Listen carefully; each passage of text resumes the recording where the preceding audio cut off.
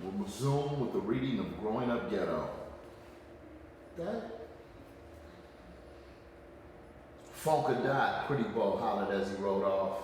So focused on manipulating Pretty Bo, Toby didn't even realize 7 customers was posted on the spot. He thought to himself, let me get my Noriega on.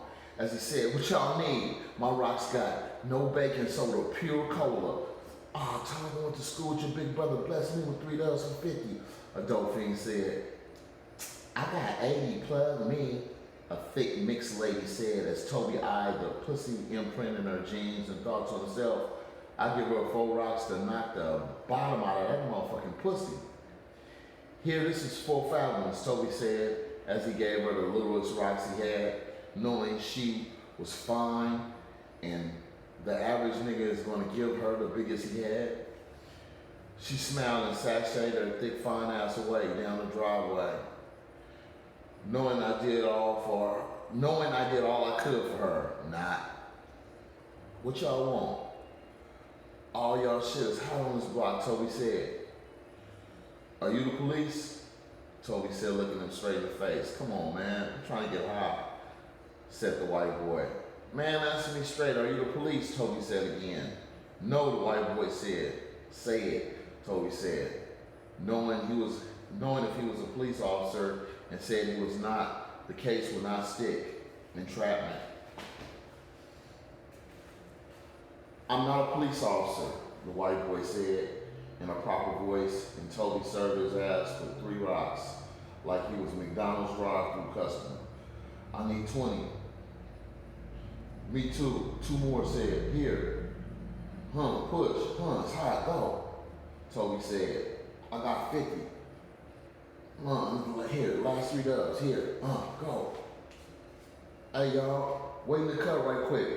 All 3 of y'all, I'm gonna plug y'all fat, Toby said as he ran down the driveway and turned into the washroom where there were hundreds of old used Ziploc bags. Toby picked up 3 bags, took 6 rocks out of his count and broke them all down the middle, putting 5 in 2 and 2 in 1. Out the door and back down the driveway, Toby handed the bag to each one and said, hurry. I just heard the scanner. The police about to come through. Looking spooked like he just took a hit himself.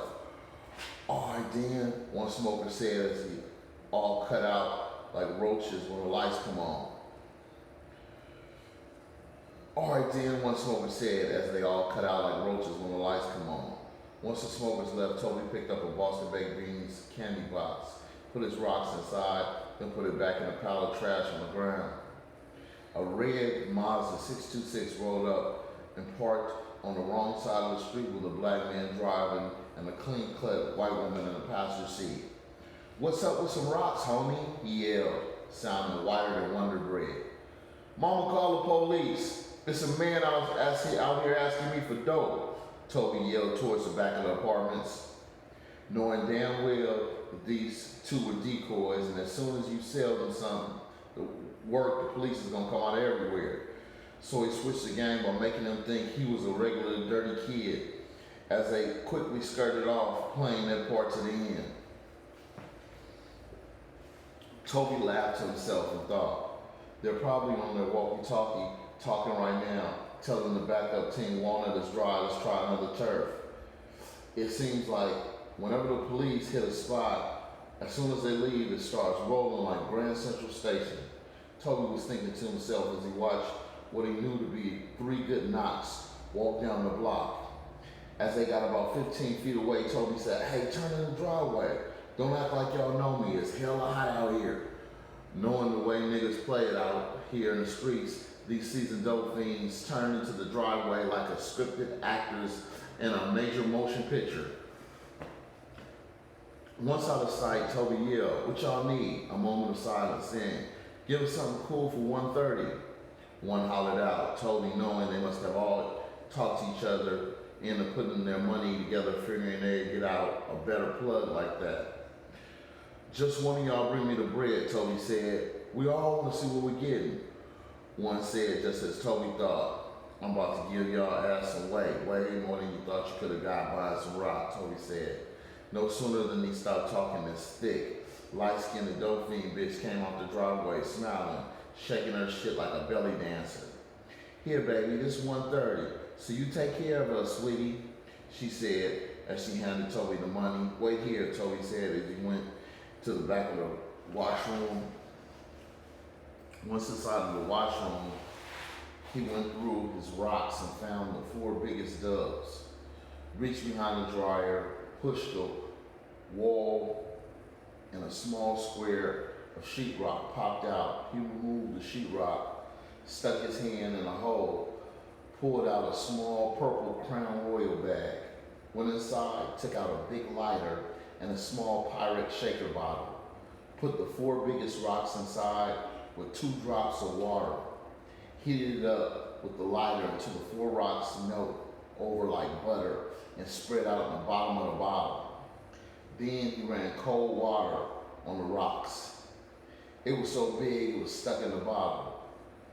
Pleased with his handiwork, Toby bounced out the wash house, bottle in hand, went up to the dope fiend bra and said, I'm only supposed to sell these for $150, so I'm taking a $20 loss. He gave her the whole bottle. Damn, this motherfucker fat, she said as she tried to pour the rock out of the bottle. Looking good, honey. Next time I'm coming by myself so I can hook you up with something fat, she said as she looked down towards her pussy. For sure, Toby said, faking excitement, knowing full well he had his choice of pussy through rocks. Coca turned preachers to pimps and teachers to hoes, losing all self-respect in the quest to chase that rock. Yeah, I owe you one, Tobe, she said as she hurried off with the coke smoking on her mind. 2 hours later, Toby was down to his last 4 rocks when Pretty Bo came back on foot, dressed like a dope fiend.